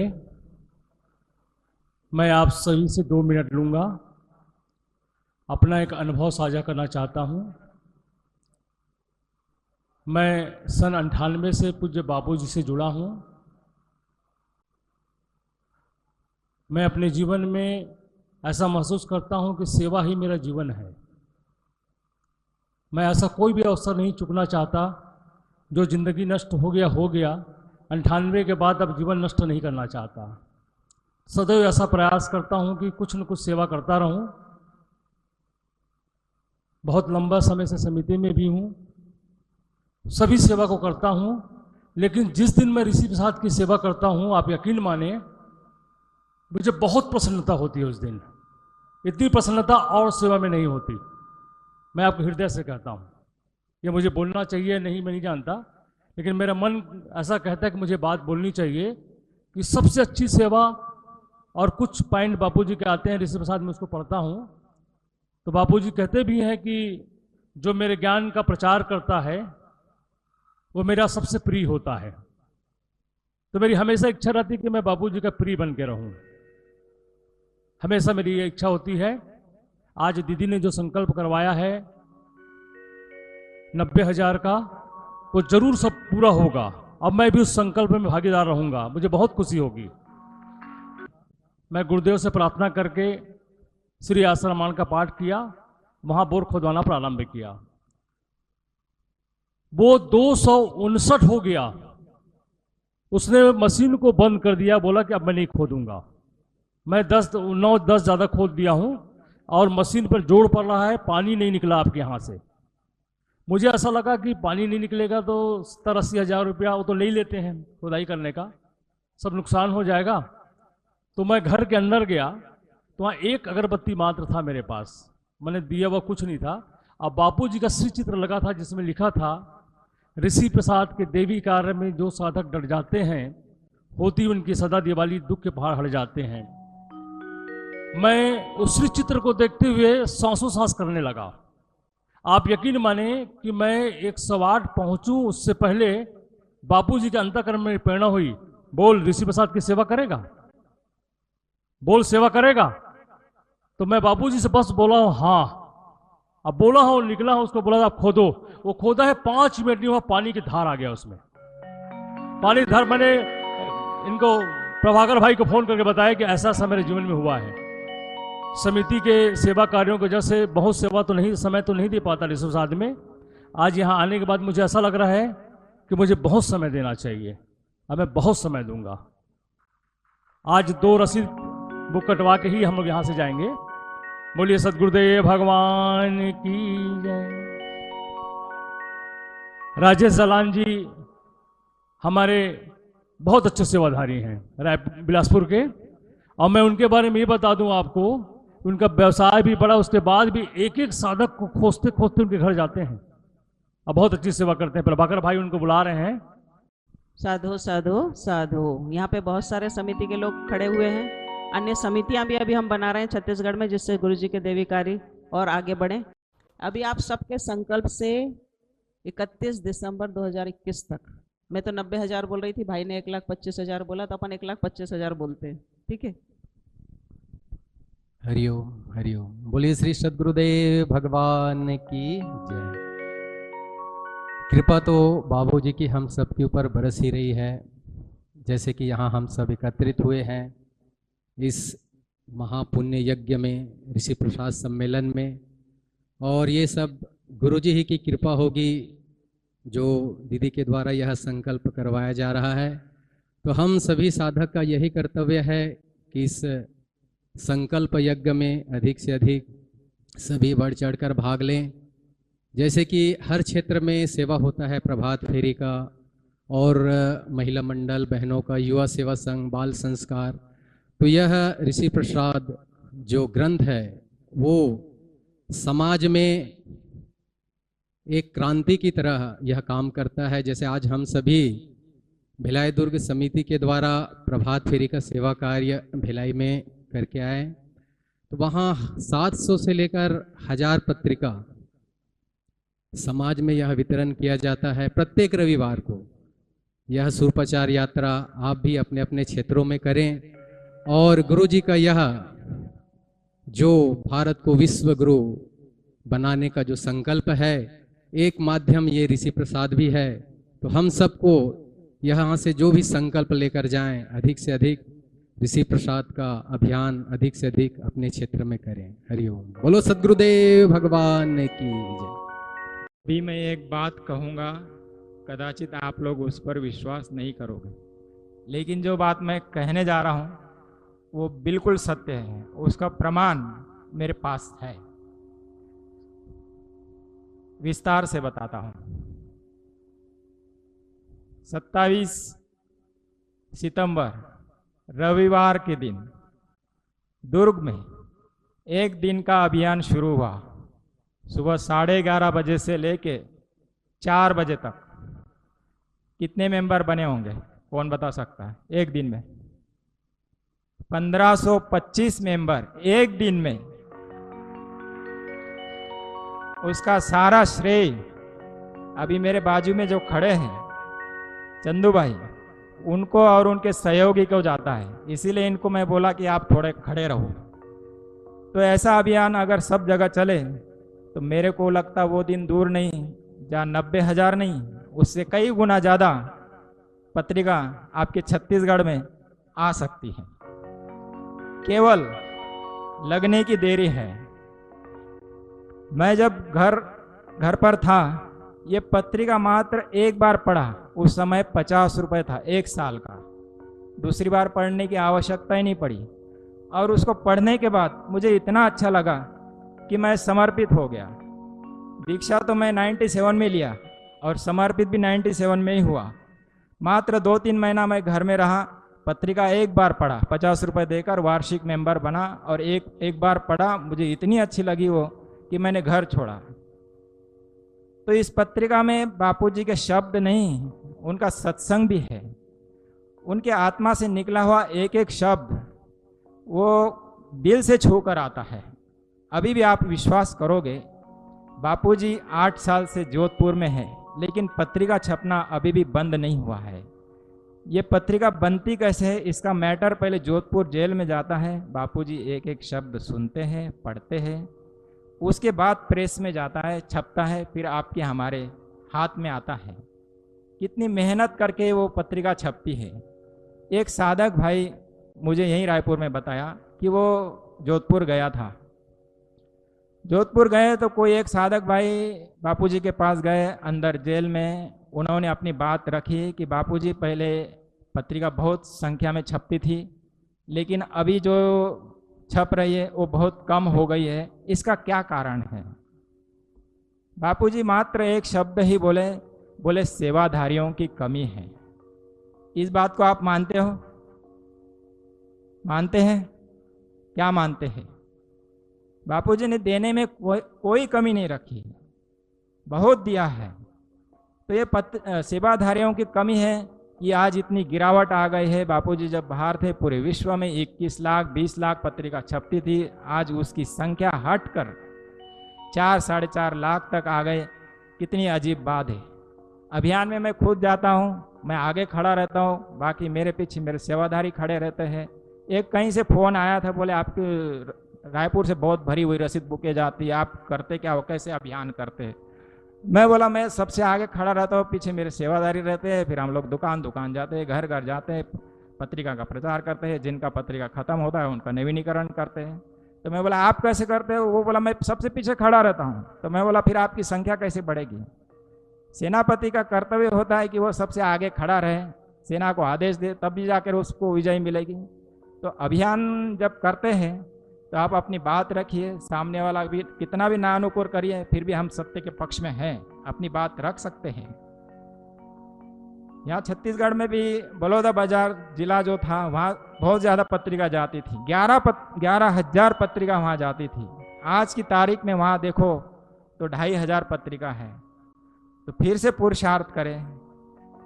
गिरावट होती है, इस बात को हम भी मानते हैं। सभी जगह पत्रिका कम हो गई है, लेकिन उसको फिर से उठाना अपना ही कर्तव्य है। हम जगह जगह घूमते हैं, एक ही जगह नहीं जाते, पूरा छत्तीसगढ़ घूमता है। मैं तो इधर उड़ीसा भी जाता हूँ, इधर मध्य प्रदेश में भी जाता हूँ, और ये आपका महाराष्ट्र गोंदिया से 150 किलोमीटर आगे भंडारा, उसके भी आगे गया हूँ मैं। केवल छत्तीसगढ़ में ही नहीं घूमते, जगह जगह जाते हैं, अभियान करते हैं। और लोगों को ऐसी कोई मानसिकता नहीं है। कुछ लोग तो इतनी सेवाधारी मानसिकता लेके बैठते हैं कि बाहर जाएंगे तो क्या बोलेंगे। अरे क्या बोलेंगे, वो खा जाएगा सामने वाला। घर में भी लड़ाई झगड़ा होता है तो 2 शब्द सुनते हैं कि नहीं सुनते हैं? तो बापूजी के लिए 2 शब्द सुन लिया तो वो कोई बड़ी बात नहीं है। चलता है, कुप्रचार है। सूर्य बादलों के आगे ढक गया तो वो हमेशा नहीं ढकता है। शाम होती है, रात होती तो दूसरे दिन सूरज उदय होता है कि नहीं होता है? होता है ना, प्रकाश आता है ना। फिर अभी भी जो कुप्रचार चल रहा है वो बादलों के आगे सूर्य थोड़ा ढक गया है, कोई बात नहीं, थोड़ी हवा चलेगी, बादल हट जाएंगे और सूर्य फिर से विराजमान हो जाएगा। ठीक। हम सबके हृदय में बसे, हृदय की धड़कन चलाने वाले सर्व समर्थ मेरे सद्गुरुदेव को कोटि कोटि प्रणाम। आप सबको भी हरिओम। बाजार अतरिया एक समिति का गठन 10-11 साल पहले से संचालित है। वहाँ बहुत से सेवा कार्य बापूजी के द्वारा चलाए जा रहे देवी कार्य क्षेत्र में चल रहे हैं। आज ऋषि प्रसाद की सेवा हम सभी समिति वाले भाइयों की सहयोग से बाजार अतरिया समिति के आसपास 20-25 गांव हैं, उसमें हम लोग 1100 की संकल्प लेते हैं। 1100 पत्रिका बापूजी हमारी संकल्पों को पूरा करेंगे। हरिओम। नारायण नारायण नारायण। खूब खूब साधुवाद है। आपके 90,000 में से 1100 संकल्प तो इन्हीं का ही है, एक समिति का। राजनांदगांव जिले योगदान सेवा समिति के तत्वाधान में हम लोग आश्रम में सेवा करते हैं। उसमें खैरागढ़ बिजली समिति है, उसमें मुझे अध्यक्ष पद का सेवा मिला है। और मैं जब से दीक्षा लिया हूँ, मैं ये मानता हूँ कि गुरु ब्रह्मा गुरु विष्णु गुरुदेव महेश्वरा। तो मैंने गुरु जी को अपने शिव स्वरूप में, भगवान के स्वरूप में माना है। उस दिन से मैं संकल्प लिया हूँ कि मैं तेरा हूँ और जो भी सेवा करता हूँ मैं तेरा हूँ करके भावना से करता हूँ। आज भी यह संकल्प करता हूँ कि मैं गुरु जी का हूँ और संख्या तो असीमित है। जहाँ तेरा हूँ माने संख्या से भी वो संकल्प करता हूँ कि मैं संख्या आधारित नहीं करता, लेकिन जितना हो सके मैं संकल्प करता हूँ कि जितना गुरु जी मेरी सेवा करवा सके मैं उतना करूँगा। हरि। पत्रिका की ये पूज्य बापूजी की अमृत वाणी है। कौन कौन ये ऋषि प्रसाद पत्रिका पढ़ता है? जरा हाथ खड़े करो तो। सभी लोग पढ़ते हैं। पिछले महीने का अंक पढ़ा है आपने? पिछले महीने का सितंबर का अंक पढ़ा है? पढ़ा है आपने? क्या आया उसके अंदर? एक साधक का प्रेरक प्रसंग आया है। अगर पढ़ा होगा आपने, किसी ने पढ़ा ये प्रेरक प्रसंग? एक नहीं पढ़ा आपने प्रेरक प्रसंग? क्या था उसके अंदर? मैं बता देता हूं कि वो साधक ऋषि प्रसाद का विरोधी था और वो उसके बड़े भाई ने पत्रिका देने के लिए कोशिश की। उसने बोला कि मैं भगवान कृष्ण को मानता हूं, इससे ज्यादा मैं किसी को नहीं मानता हूं, किसी साधु संत को नहीं मानता हूं, मुझे ये पत्रिका नहीं चाहिए। तो जब वो परीक्षा दे करके आया और पेपर बहुत ही खराब आया, जैसे ही उसने ऋषि प्रसाद पत्रिका पढ़ी, उसके अंतर मन में गुरुदेव की प्रेरणा आई और उसने मंत्र दीक्षा ली। मंत्र दीक्षा लेते समय, आप सभी ने मंत्र दीक्षा ली है ना? ली है ना सभी ने मंत्र दीक्षा? मंत्र दीक्षा लेते समय उसको इतना दिव्य अनुभव हुआ कि पूज्य बापूजी व्यासपीठ पे बैठे हैं और जितने भी मंत्र दीक्षा लेने वाले हैं, बापूजी के तीसरे नेत्र से आभा निकल रही है और जितने मंत्र दीक्षा लेने वाले लोग बैठे सबके ऊपर छा गई। और जो मंत्र दिए थे बापूजी ने, 6 मंत्र, 3 मंत्र बापूजी के दाईं तरफ, 3 मंत्र बापूजी की बाईं तरफ, और जो जो बापूजी ने मंत्र बोले, हाथ खड़े किए, उसमें से किरणें निकली और साधकों के हृदय में प्रवेश की और मंत्र बापूजी में समा गया। ये अनुभव मंत्र दीक्षा का होता है। तो पूज्य बापूजी ने मंत्र दीक्षा देकर के कितना अनुग्रह किया है। आप पढ़ तो लिया होगा, लेकिन अभी जाकर के वापस पढ़ना उसको। आपके पास में सितंबर महीने का ऋषि प्रसाद होगा तो प्रेरक प्रसंग है 13, 14, 15 नंबर पेज पे लगभग, तो वो प्रेरक प्रसंग जरूर पढ़ना। ऋषि प्रसाद का सेवादारी अपने साथ में ऋषि प्रसाद रखता था और बोले कि ऑफिस से आऊंगा तब ऋषि प्रसाद वितरण करके आता जाऊंगा। तो जैसे ही दोपहर को उसने टिफिन खोला और अंदर से आवाज आई कि टिफिन बंद कर दे, पत्रिका बांट के आ। उसने बोला कोई है नहीं आसपास में। दूसरा टिफिन खोला फिर अंदर से आवाज आएगी, बोला ना मैंने तेरे को टिफिन बंद कर दे, पत्रिका बांट के आ जा। फिर भी वो सुना नहीं। फिर तीसरी बार गुरुदेव ने अंदर से इतना जोर से बोला, मैं तेरे को बोल रहा हूं टिफिन बंद कर, खाना बंद कर और पहले ऋषि प्रसाद पत्रिका वितरण करके आ। उस भाई ने डब्बा बंद किया और तुरंत उसके आसपास का जो एरिया था उसमें बांटने के लिए पहले ही घर पे गया और उसके हाथों में न जाने कौन सी शक्ति आई कि उसने जाकर के दरवाजा खटखटाया। अंदर से आवाज नहीं आई, जोर जोर से दरवाजा ठोका।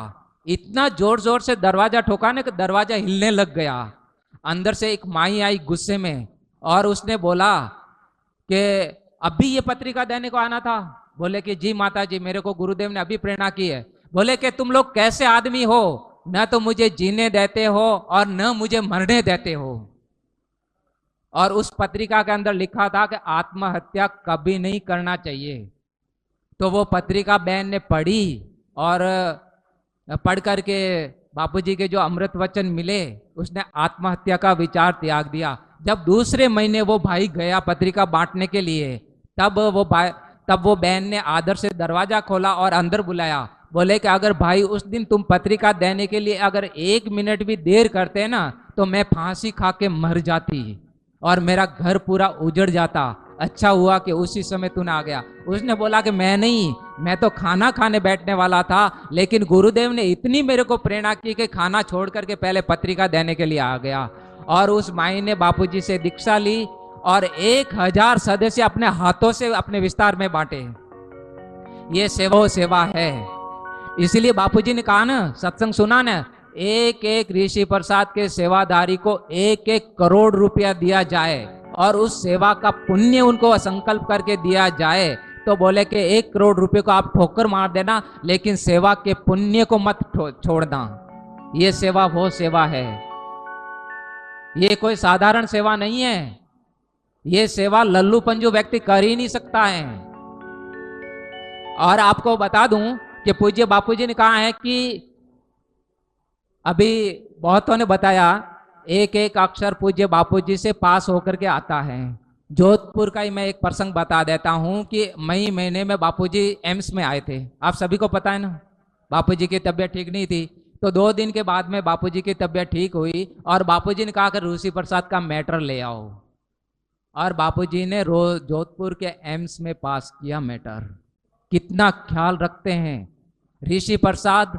जैसे भगवान श्री कृष्ण की वांग्मय स्वरूप भगवत गीता है, ऐसे ही पूज्य बापूजी का वांग्मय स्वरूप ऋषि प्रसाद है। और ये ऋषि प्रसाद जिनके घर में जाती है, ऋषि प्रसाद नहीं जाते, साक्षात गुरुदेव जाते हैं। आप ऋषि प्रसाद देने के लिए जाते हैं, केवल ऋषि प्रसाद प्रिंट किया हुआ नहीं देने के लिए जाते हैं। आप पूज्य बापूजी को दे करके आते हैं, पूज्य बापूजी का संदेश दे करके आते हैं। ये बापूजी की वो सेवा है। इनके द्वारा मंत्र दीक्षा जो मिलती है ना, जिन जिन साधकों ने पढ़ करके जो मंत्र दीक्षा ली है, उनका एक एक का अगर अनुभव लिया जाए ना, तो महाभारत से भी भागवत से भी बड़ा ग्रंथ बनेगा।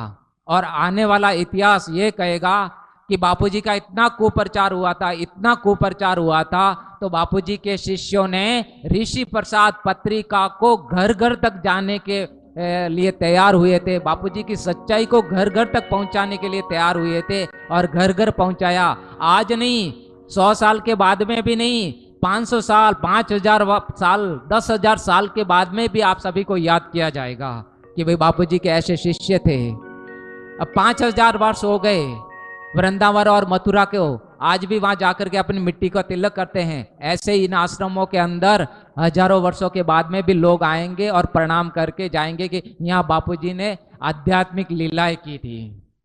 ये वो सेवा है। इसलिए ये सेवा को बापूजी ने कहा है कि डंडे खाते हुए भी ये सेवा करते रहना, मार खाते हुए भी ये सेवा करते रहना, गाली सहते हुए भी ये सेवा करते रहना। तो ये समझना कि हमारे किसी जन्म के पाप कट गए, हमारे किसी जन्म के दुष्कर्म कट गए, इसलिए ये सेवा हम कर रहे हैं। आप लोगों को अभी जो दीदी ने बताया ना कि कई लोग ऐसे मूर्ख लोग हैं जो ये बोलते हैं कि ऋषि प्रसाद नहीं, ये द्वेष प्रसाद है। अरे ऋषि प्रसाद द्वेष प्रसाद नहीं है, ऋषि प्रसाद तो आध्यात्मिक प्रसाद है। और बापूजी ने कहा है कि भाई एक एक अक्षर मैं तो बोल देता हूँ कि भी बापूजी एक एक अक्षर पास करके आते हैं, आप लोगों ने मान लिया, लेकिन मैं आपको प्रूफ दिखा देता हूँ। देरी से आने का कारण बापूजी बताते हैं। और ऋषि प्रसाद एक लिखा हुआ नहीं है, ये तो मंत्र है, मंत्र। एक एक वाक्य अगर साधक के हृदय में पहुंच जाए ना तो मंत्र का कार्य करते हैं। हर महीने अपने पास में 32 पेजों का मंत्र आता है। एक एक अक्षर को आप शांति से पढ़िए, रात को सोते समय पढ़िए, सुबह उठते समय पढ़िए। कितने लोगों को बोलेगा हमको समय नहीं मिलता है, रात को सोते समय तुरंत तो नींद आती नहीं है, आधा एक पेज पढ़ के सो जाइए, उन्हीं विचारों में रहिए, तो गुरुदेव क्या नहीं दे देते हैं। और ये ऋषि प्रसाद पत्रिका पढ़ करके ही मैं समर्पित हुआ हूँ। और मैं जब मंत्र दीक्षा नहीं ली थी ना, तभी भी ऋषि प्रसाद की सेवा ही करता था। और समर्पित हुआ आज से 26 साल पहले, तब से लेकर के अभी तक मेरी ऋषि प्रसाद की सेवा ही है। कोई लोग बोलते हैं ना कि भाई बापूजी पास नहीं करते हैं, अपनी मनमानी से लिखते हैं, उसमें एक शब्द भी हम अपनी ओर से नहीं डालते हैं। बापूजी के सामने एक एक पढ़ा जाता है। अभी तो विश्वास कर लो, अभी कितनी बड़ी सेवा है ये। अगर ये सेवा करेंगे तो क्या मिलेगा। सूरत के अंदर एक भाई आता था साइकिल लेकर के, रात को आता, ऋषि प्रसाद बांध करके सुबह लेकर के जाता, 1,000 पत्रिका साइकिल पे लेके जाता था। फिर उसने और संख्या बढ़ी, स्कूटर लिया, और संख्या बढ़ी, मोटरसाइकिल लिया, और संख्या बढ़ी, 4 व्हीलर में लेकर के जाता है। तो जितनी जितनी आप सेवा करोगे, जैसी आवश्यकता होगी वैसा साधन गुरुदेव आपको दे देंगे। आपने सभी ने मंत्र दीक्षा ली तो जो अनुभव हुए हैं, पहले जो साइकिल पे चल रहा था आज वो 4 व्हीलर में घूम रहा है, अगर उसका 10% हिस्सा भी सेवा के लिए करा जाए तो कितना होता है। पहले मकान किराए पे रहता था, लेकिन बापूजी से मंत्र दीक्षा लेने के बाद में वो दूसरों को किराए देने लग गया, तो कितना, अगर उसका 10% गिना जाए तो कितना होगा। जिस क्षेत्र में प्रभात फेरी होती है, जैसे रायपुर में होती है, दुर्ग में होती है, तो वहाँ पे भी पत्रिकाएं बांटने के लिए चाहिए होता है, तो उसमें भी उसका उपयोग कर सकते हैं। अथवा तो आप भी अपनी तरफ से जिसको देना चाहें उनको वो रसीद, वो पत्रिका बांट सकते हैं। तो ये आपकी लगातार चलने वाली सेवा हो गई। बहुत अच्छी सेवा है ये। हम सबको मिलकर गुरुजी के ज्ञान को पूरे छत्तीसगढ़ में फैलाना है, और पूरे छत्तीसगढ़ में फिर से ऋषि प्रसाद की उतनी ही संख्या पहुंचाना है जितनी कि 2013 में थी, बल्कि उससे ज़्यादा भी जाए। मैं तो 90,000 बोल रही थी, भाइयों का आया कि 1,25,000, तो उतना भी जाए। और यहाँ पे भाइयों को देखकर और बहनों को देखकर लग रहा है कि निश्चित रूप से हम उस उद्देश्य को, उसके लक्ष्य की प्राप्ति हम अवश्य कर लेंगे। इसके अलावा जो भाई यहाँ बैठे हैं और बहनें बैठे हैं, उनके अपने मोबाइल होंगे, वो जल्दी से अपना मोबाइल निकाल लें। संत श्री आशाराम जी बापू आश्रम और मंगलमय चैनल, इसको सब्सक्राइब करना है। शरद पूनम तक 10 लाख इसके सब्सक्राइबर हो जाना चाहिए था, जो कि नहीं हो पाए। तो आज यहाँ पर जो भी आए हैं सबको इन तीनों चैनल, अगर आपके सब्सक्राइब नहीं हैं तो उसको करना है। और एक चैनल जिसमें कुछ भाइयों ने मुझे बताया कि हम जुड़ चुके हैं, उसको अनसब्सक्राइब करना है। और वो आप जानते हैं, हमारे आश्रम के जो विरोध में खड़े हो गए हैं उनके चैनल को अनसब्सक्राइब भी हमको करना, ये भी हमारी एक सेवा है। जगमग जगमग ज्योत जले मेरे बापू के दरबार में, जगमग जगमग ज्योत जले मेरे बापू के दरबार में, जगमग जगमग ज्योत जले मेरे बापू के दरबार में, जगमग जगमग ज्योत जले मेरे बापू के दरबार में। आओ रे भक्तों भक्ति कर लो, आओ रे भक्तों भक्ति कर लो, आओ रे भक्तों भक्ति कर लो, आओ रे भक्तों भक्ति कर लो, बापू के दरबार में। जगमग जगमग ज्योत जले मेरे बापू के दरबार में, जगमग जगमग ज्योत जले मेरे बापू के दरबार में। निस दिन तेरा नाम पुकारे, निस दिन तेरी ज्योति जलावे, निस दिन तेरा नाम पुकारे, निस दिन तेरी ज्योति जलाए, निस दिन तेरा नाम पुकारे, निस दिन तेरी ज्योति जलाए, निस दिन तेरा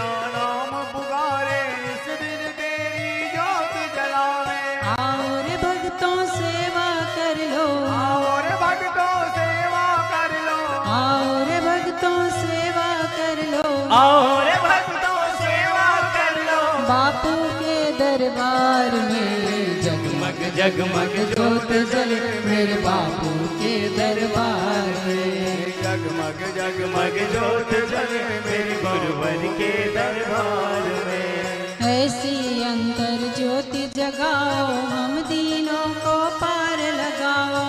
ऐसी अंतर ज्योत जगाओ हम दीनों को पार लगाओ।